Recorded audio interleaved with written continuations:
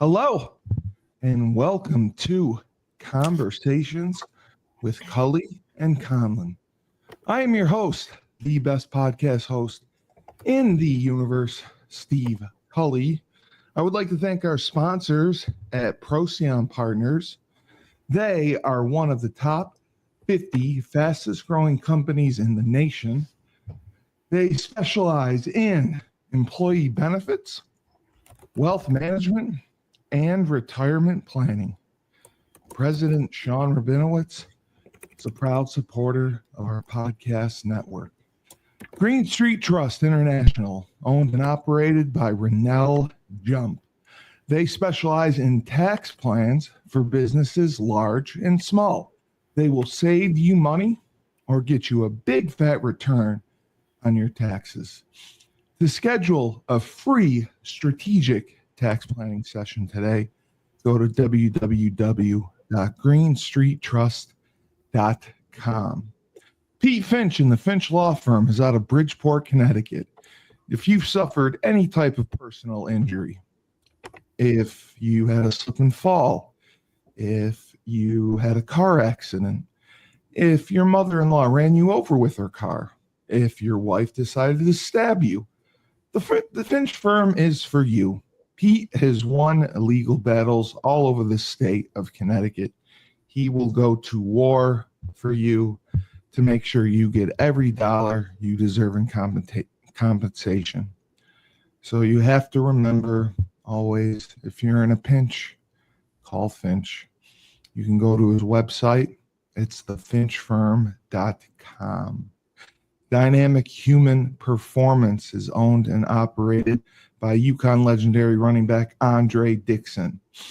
He trains boys and girls of all ages, of all sports.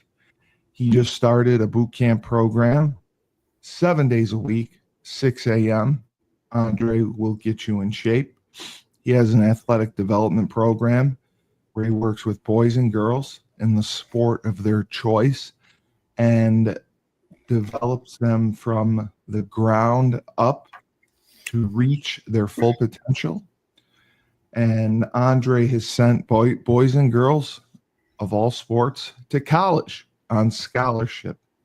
So if you're in Hartford, Connecticut, Andre has a 5,000 square foot state-of-the-art facility. You want to work with the best, go to www.dynamichumanperformance.com. Down south, we have Julius Williams in the Trench Mob. He trains offensive and defensive linemen. They compete in 5-versus-5 tournaments all across the country. His team was undefeated this past year in competition. They recently went to college showcase camps and are proud to announce that every camp they attended, a member of the Trench Mob was awarded a scholarship offer from a college. That's how good they are. Julius and his team are the best of the best in Decatur, Georgia, training offensive and defensive linemen. They have sent kids to Florida, Florida State, Miami, Clemson, Tennessee, Georgia, Alabama, just to name a few. To sign up, go to www.battleofthetrenches.com. And finally, our newest sponsor, Luther James Insurance, owned and operated by James Whitfield out of Bergen County, New Jersey. He has dedicated himself for the last 3 years to the art of financial planning. He also works in insurance services, basically specializing in life insurance and retirement planning. He knows the stresses that go into people planning their retirement, and he is there to help them along the way because fear of the unknown is real. To go to James, the website is lutherjamesinsurance.com, and he will talk with you and give you a free quote. And now for the lady of the hour, UConn legendary women's basketball player and now Western Connecticut State women's basketball head coach, Maria Conlon with her What's nice up? teeth that are clean. So great to Yeah, see. I love a good teeth cleaning. I would go every week if I could. There's nothing Every better. week. Yeah. How you doing? We had such a crazy, what was it? We officially had three people from our generation die in the last week and a half. We got Theo Yeah, I Huxtable, know. Ozzy Osbourne, and Ozzy now your Osbourne. guy Yeah. Hulk Hogan. Yeah. Yeah. Crazy. It's crazy. We're getting old. We're officially getting old. Yeah, We can say well, I that think the now. people we watched when we were younger are getting old. I'd like to say we're still putting along a little bit. Yes, yes, yes. You I know, mean, the Hulkster, they really tried to keep what was going on a secret. They were posting pictures on his Facebook and Instagram, but they were people saw that they were older pictures and they knew that something was up. I didn't know it was as bad as it was, but yeah, it had been going on for a while. So it's just it's sad to see, very sad to see. yeah. Um, I wanted to ask you just because there's been a lot of questions that have been asked, and I don't believe people really understand the history of the WNBA and how it's grown over the last 20 plus years. So a lot of people were, wanted your thoughts on the T-shirts that they wore during warm-ups of the All-Star game. Pay us what you owe us, and what's really behind that, and the commissioner Kathy Engelberg, I believe, is the one. They had a meeting beforehand, and I believe the WNBA had 40 players represented, which was huge. And it really didn't go anywhere. So I just, like I said, I don't think people understand the history of the league and why we are where we're at and what the players are really asking for. Because when I found out the real numbers of what they get, I was shocked myself. So like it in the NBA, they actually get 51% of the revenue compared to 49% for the league. The NFL is 50-50. The WNBA, from what I was looking at, It's at nine, I they think, only right? yeah, I had no idea it was that low. And now, they have the new TV deal.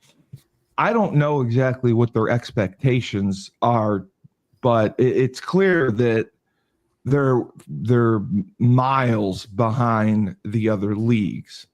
And I think with the attendance, the ratings, the merchandise, they're up there.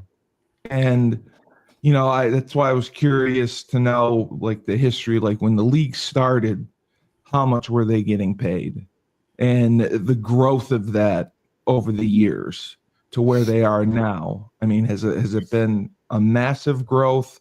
Has it been kind of Um, consistent? yeah, Because I you mean, I had think said even they started with too many teams. I thought they did. I thought they started with too many teams, and the popularity wasn't there yet. You know, Right. so I just thought it was a lot. I thought some of the cities that they chose just weren't in the correct wheelhouse. You know, I don't know what the initial salary started, 20 something years ago now, and when the WNBA was formed. It Yeah. definitely has gone up. Yes. Um, I think, the shirts, like, there's a lot of people that didn't love the shirts and then wearing them out. I I think it me, shows solidarity. I mean, I think it they're is what it is, frustrated. right? Like, is a t-shirt going to get you a pay raise? I don't think so. Right.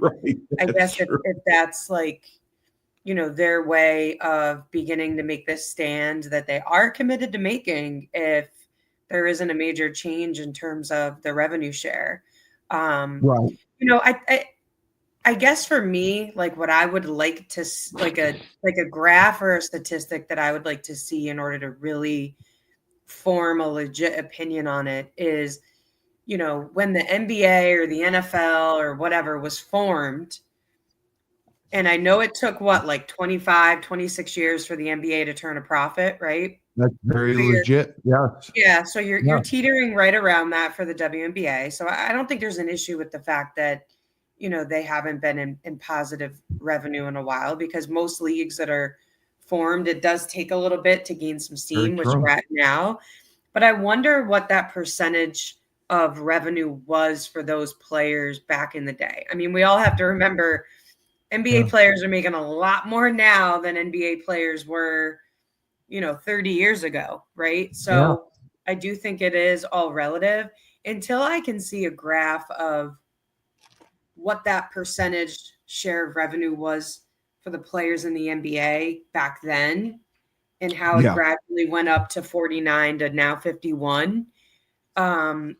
I can't really give an opinion one way or the other. I do think their revenue share should Yeah. be higher than 9, right? That's what Now, I can believe is 9. it definitely can't be 51, because I think that would bankrupt the league and then you won't have a league. Because I don't think that they're to the point yet where they can give up 51 of the share and still operate No. in the green. No. Is that share maybe double? Is it 18? Probably, at least, right? But I don't think it's 31 yet. Right. And I think you have some franchises that are more profitable than others still, right? They So, are. so I think really what the shirts probably should have said was, pay us closer to what you know what I mean? Like, I just don't know. And I don't think they're not saying, okay, we want contracts like the NBA and the NFL have. I think they're being realistic where they say, okay, we know we can't be paid millions of dollars a year, Right. right? Right. No, of course not. But we should definitely be getting more than 9% of the revenue you guys are bringing in. So what that number is right now, I don't really know. Obviously, I'm not in those meetings. I can't see those graphs and charts. But I would be interested for somebody to come out with something that compared, like, year 1 of the NBA, what was the revenue share with the players? Year 25, what was the revenue percentage shared to the players versus now? Like, if there was a chart that kind of showed that, I'd love to see that. I have not seen that yet. So it's really hard to compare what that should be and what that should look like. And then, the breakdown of dollars. The NBA brings in a lot more money than the WNBA does, right? But they're not With talking different about revenue that. stream. A percentage Yeah. share is still a percentage share, right? So, like, let's take $1 million. Let's just say that obviously it's worth way more than that, but just for easy numbers' sake, if $1 million is the profit, okay, then 510,000 should be split amongst the players. Is that what we're saying? Right. So that number is still dramatically lower than what we're seeing in the NBA. But I do think that the percentage of revenue share should definitely be higher than 9%. Absolutely. And I Yeah. think that's Yeah. what they're saying. 9%. Whether Not they're even doing a close. good job of, like, communicating that to the public. I know they're communicating that behind closed doors. I think what people get stuck on when you wear shirts like that is, like, pay us what you owe us. Okay, well, what is that? Clarify that. You know what I mean? Like, it's a little ambiguous. Like, pay us Yeah. what I think you owe us, or pay us a fair share of what you guys are bringing in, and what does What that we've percent? earned. Yeah. So, we'll see. We'll see in the coming months, because the lockout, I think then they have to come to a decision by September. Yeah. And you had said that because they're really on a momentum swing right now. The league's hotter than it's ever Yeah. been. And I think the league will come back with some form of a plan, and then it'll leave it in the players' hands to decide whether or not this is an amicable decision, on both sides. I don't think the WNBA wants a lockout. I don't think the players want a lockout, because, again, when you talk about momentum, nothing kills momentum like a lockout. So, Right, exactly. Yeah. So hopefully they'll be able to come to some sort of an agreement that works for both sides. And hopefully they can do that by that deadline. Were you surprised at people had asked? I didn't watch it, so I didn't see it. The fan support for the players, they said they were chanting the same thing, pay them what they owe us. That No, the I mean, fans listen, were first of all, the All-Star game was in Caitlin Clark territory, right? It was in Indy. yes, it was. So those fans are going to chant whatever they want them to chant at that moment. I wasn't surprised by that. I will say this. I was really, really disappointed in the All-Star game. I thought it was atrocious. It was. There was no defense. It was like the NBA. Yeah, it was just not good. The 4-point shot, whatever, and Caitlin Clark didn't even play. So the 4-point shot is, I guess, cool for an all-star game, but it just felt like that's all everybody was trying to do. Right. So I didn't love the format. I didn't love, I couldn't even watch it. It was just bad basketball, So I didn't think that played in their favor with a lot of different things, because I heard the ratings were really bad for TV. It was lower than last year, and last year it had set the record for the All-Star game. It was way down. Yeah, I also think, and this is just me, doing it on a Saturday night, I don't know. I think the NBA does it well, where they do all the hoorah on Friday and Saturday, and then they play, right, somewhat in the mid-afternoon on a Sunday when people really don't have anything else going on or watching. If you're out to eat or you're out at the bar, I don't necessarily know that the WNBA All-Star game's on a Saturday night, but it might not be. Yeah, and like I said, even if it was, it's like, I don't know. It wasn't fun to watch. So I didn't think. No. I didn't think it was a great outing or showing for the WNBA in regards to that. The other big news was surrounding Caitlin Clark. There's really no timetable for her return. She's been injured the majority of at least the first half of the season. She's done a lot for her recovery and rehab. And I mean, there hasn't been anything additional, like as far as injuries or damage, that were discovered from the imaging and the tests that were done. She injured her groin when she came back against the Connecticut Sun, and she ended up, like you said, not playing an All-Star weekend. She has now missed 11 regular season games, and they said the Commissioner Cup's final, I didn't even know what the Commissioner's Cup is, but I mean, it's 3 stretches now that she has been out with quad and groin injuries. Do you think that could have something to do with now, because we had said she took the time off last year, she came back better.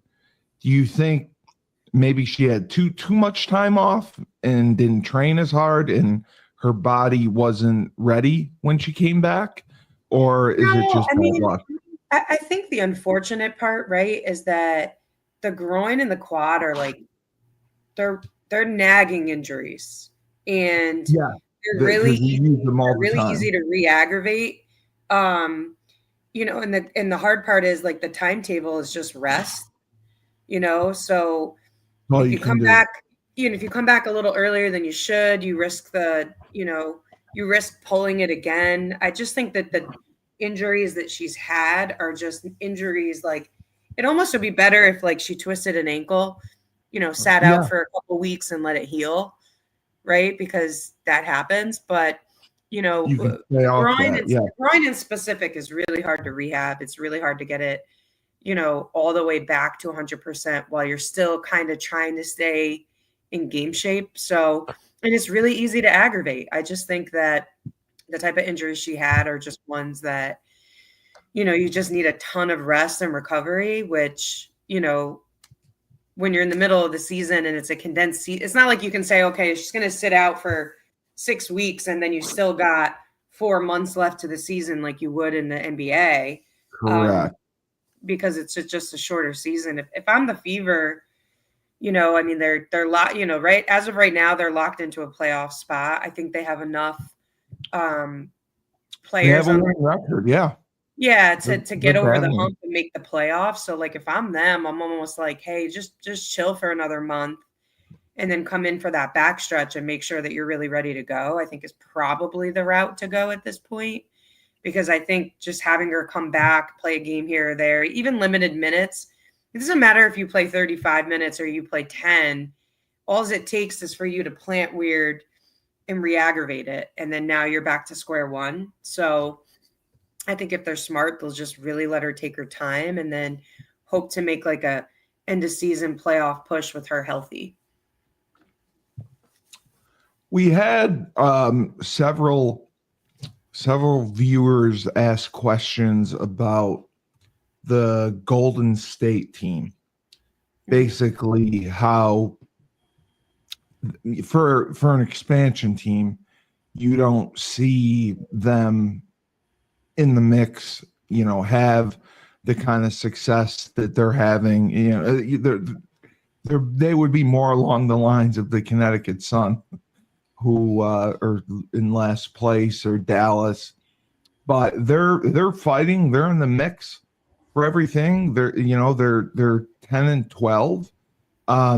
What do you think has been the key to Golden State basically exceeding expectations that people normally have for an expansion team? Well, I think number one, they hired the perfect coach. I think she's phenomenal. I think in years to come, we'll see Golden State at the top of the league. That's just the way I feel. I feel very strongly about her as a coach and the way she runs stuff and the way she builds teams. So I think that's number one. Number two, I thought, with expansion teams, it really depends on which players you get in the expansion draft, right? So, and out there in free agency, and I thought they did a really good job of a good mix of different veterans that, it's not like it's an expansion team with all rookies. So, Right. I think they have some veterans there that have really bought in, and it's worked well for them. They slid out of eighth place, this past week, but I'm not. I wasn't shocked by that one at all. I thought, like I said, I thought that was a perfect hire. I think she's done a really good job. She's going to continue to do a really good job, and I think she's got some veterans that have bought in. She's got some rookies that are playing well. So, I think you'll continue to see them thrive a little bit. Are they going to finish fifth this year? No chance. But, I think they'll make a push for that last playoff spot for sure.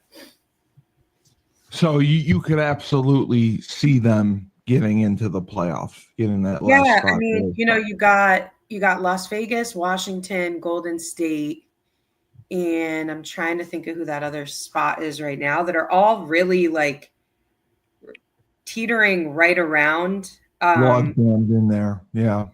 Yeah, even Indiana. Yeah, I mean, Indiana's only got one more win than Las Vegas, Yep. 2 more than Washington. So, again, I think Indiana has the pieces to hold strong until Caitlin can come back. That's just my feeling. But that 7-8 spot is really up for grabs. I mean, I think, Golden State, Washington, and Las Vegas, it'll be interesting to see where those 3 teams fall at that bottom portion of the playoffs picture. So it works. They don't do it by conference, correct? They do it by the top 8 teams. Is that how it goes? Yeah, top 8 teams, and then 1 plays 8, 2 plays 7, etc. Yep. People had asked about Chicago. Obviously, Angel Reese, the star. She broke Brittany Griner's record. It was last year for the most double doubles, or it was Candace Parker. It was one of them. And they're just really, they've been down and out this year. I recall them being much more competitive last year. What do you think happened with them, and why they've kind of dropped off the map to where they're not close to being in playoff contention? Well, they lost a lot of key pieces. Marina Mabry, left there. Gosh, I'm losing her name, but they're like leading scorer in the guard position. The one that got into it with Caitlin Clark. She's a little bit of right. She's a little bit of a head case, but the kid can play. So, they don't have strong guard play there. And I think we've kind of seen that. That's been the storyline there. I don't know that, like, when I watch Chicago, which is not very often because I find them painful to watch. They are. They look like a team that's not bought into the coaching staff and the philosophy that they're trying to put out there. They lack maturity in some places that they really, really need it, and they don't have an identity.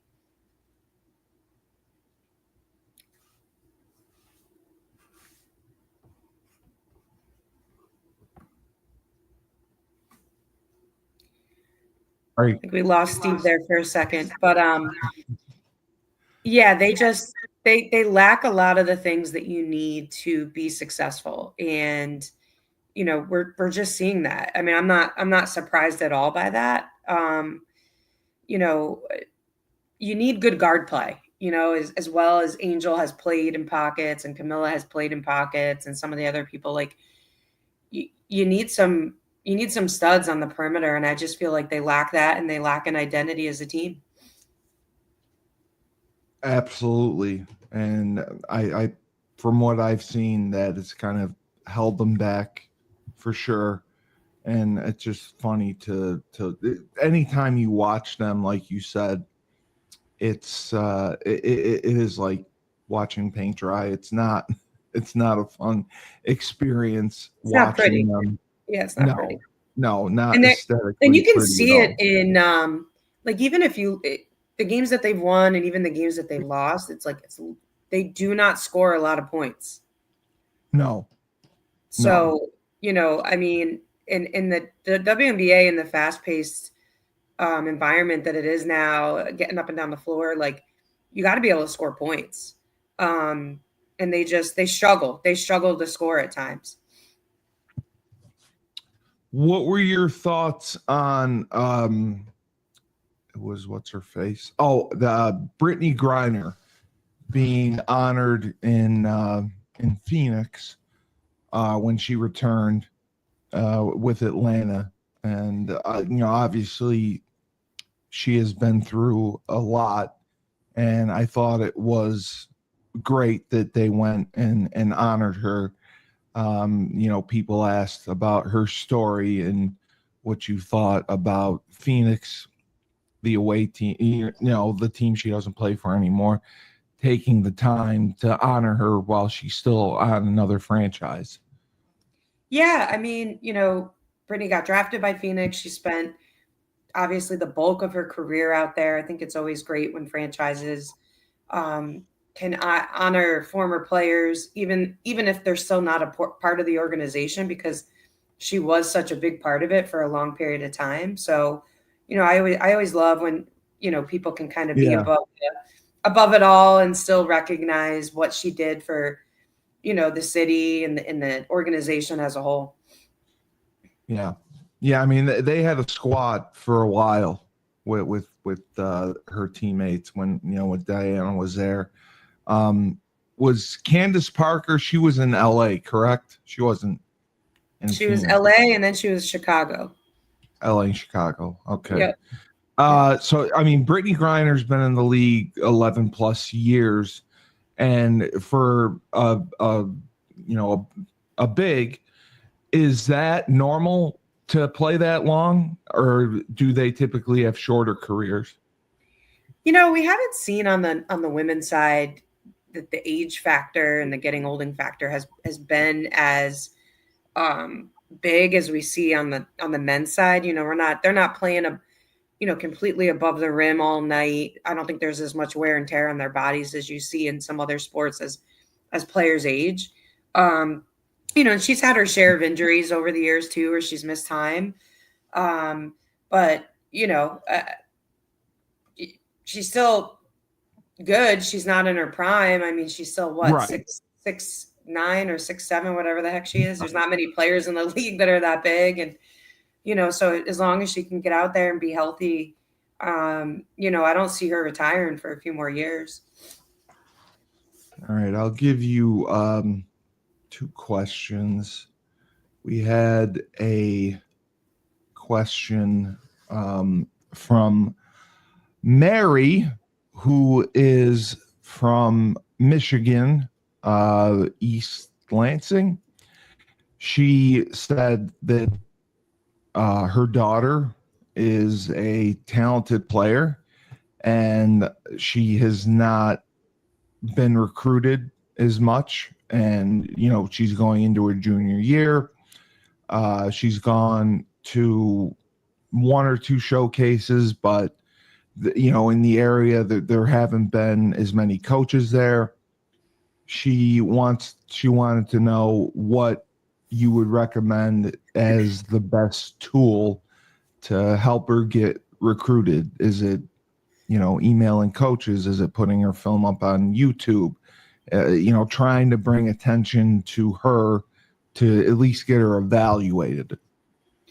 Yeah, I think, all of the above, right? So I think if she's playing in showcases in Michigan only, maybe get out of state, test the waters in different showcases in other areas. Again, I'm always big on take a really good glance at where you think she falls, whether that's D1, D2, D3, whatever, and start to really maybe target schools specifically. There's elite camps that all the different schools offer where she can go and, spend a couple of days or a week at an elite camp at a specific university to get noticed by, that coaching staff. Definitely film, definitely, again, be targeted. You don't want to send it to 600 coaches. You want to send it to 60 of, targeted schools that you feel like would be a good fit for her and that she would be a good fit for them. Definitely gives you a little bit more of a leg up, but she's still got time if she's only going into her junior year. Junior year is the big recruiting year. So, there's still time to make some adjustments into what they're doing from an exposure standpoint. So I would just, use all the resources that you have, get into different showcases and, just be very intentional with the schools that you're reaching out to. And her other main concern had to do with the AAU program. She doesn't feel that she's getting the most out of it as far as, playing in the tournaments they need to play in, going to the camps they need to go to. And they were thinking about switching AAU teams. She wanted to know, what are the top things that you would recommend checking off before you decide on picking an AAU team? Yeah, I mean, I think, whoever's going to be, first of all, coaching that specific AAU team. And, you want to make sure that you're with a program that is involved in the recruiting process, that will reach out to schools on your child's behalf. Because there are programs that say they do that and they really don't. And then there's programs that do it. So I think, if you look at some of the programs in your area and you see, what kind of content, et cetera, that they're putting out there for their athletes, maybe gravitate towards something like that. Definitely look at the tournaments that AAU program is playing in. And if it makes sense for your child to go to some of those tournaments, then it might be something to look at. And then, you want to make sure you're with a coach that you care and is going to continue to develop you over the summer as well. So, I think checking those boxes is really big. I think the questions that you should ask are, what do you do to get your players exposure? what are your connections at the college level in order to have conversations for my kid on their behalf, and then kind of go from there. Yeah, I think she may be panicking a little too early before. No, I get it. I, Though. I mean, listen, yeah, the recruiting situation right now is crazy out there, right? There's it is. limited spots at universities due to the transfer portal and some of the other things that have gone on. So I get it. I think there's a lot of parents that are in the same exact boat. So, don't feel bad about that. All you can do is make sure that you give your child every opportunity that you can, both with your time and your money, right? And that you're getting the most out of it. And then, just trust the process and just let it happen. You really do have to trust the process. Any plans this weekend? You guys doing anything? You're not building anything, I hope. No. I think we're just chilling this weekend. We have a birthday party we got to go to, and that's about it. It's supposed to be nice here tomorrow and crummy on Sunday, so hopefully we'll get out a little bit tomorrow and Netflix and chill on Sunday. Yes, some good Netflix show coming out. I can't wait. Mm-hmm. All right, I just have to mention Fresh Ned Von Young. We talked with him yesterday on the show. He has Fresh Fold Laundry Company, Chapel Hill, North Carolina. He has a pickup service now, which I'm blown away. They have a 20-mile radius. Fresh, you're crazy. So you book online, you put your clothes out, and they will come pick them up for you, bring them back, wash, dry, fold them, lightning speed record, and then you come and get them when they're done. You never have to enter the actual laundromat. It's all done for you and packaged up neat and nice. He has an online subscription service, and he has deals for college students. College students who will be going back in a month or so.